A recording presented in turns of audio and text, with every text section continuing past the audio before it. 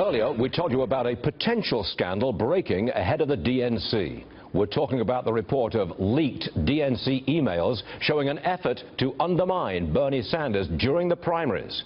Let's get reaction from a Sanders supporter and delegate, Angie Morelli. Angie, you know the details of this. You angry? Yes, of course.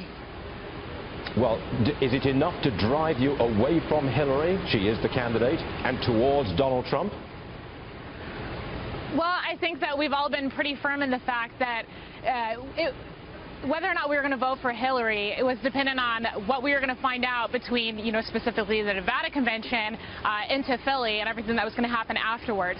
And I think that certainly this WikiLeaks improvement on the story that we have gotten it does not help out her case or the case of anybody who is looking at the local party support either.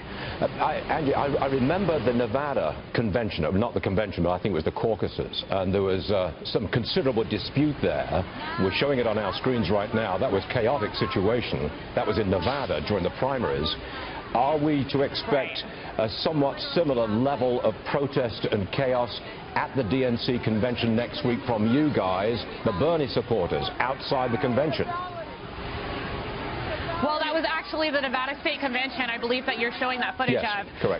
But I can tell you that there's things that are planned inside, there's things that are planned outside. Y'all are going to have to see what happens just once we get there. But I think that there's also a lot of things that could be done to prevent some of this disruption that could happen at the Democratic convention, such as Dan Malloy coming forward and actually releasing the minority report on the TPP, considering that's the #1 thing that Bernie Sanders supporters are most upset about. We have two candidates for the Democratic nomination who are both arguing and platforming on the fact that they were against the Trans-Pacific Partnership, yet they did not allow for a simple sentence saying that's the reason why we reject the TPP to go into the Democratic platform. Then on top of that, Hillary Clinton decided to pick somebody, Tim Kaine, as her VP running mate, who has been a firm proponent and actually tried to fast-track the Trans-Pacific Partnership. So I think that all of these different things that have happened within the last couple days have been certainly rearing up for a floor fight unless they actually start listening to half of the Democratic Party at this point. You don't think that's likely, do you? They're not going to put something new in the platform on trade, are they?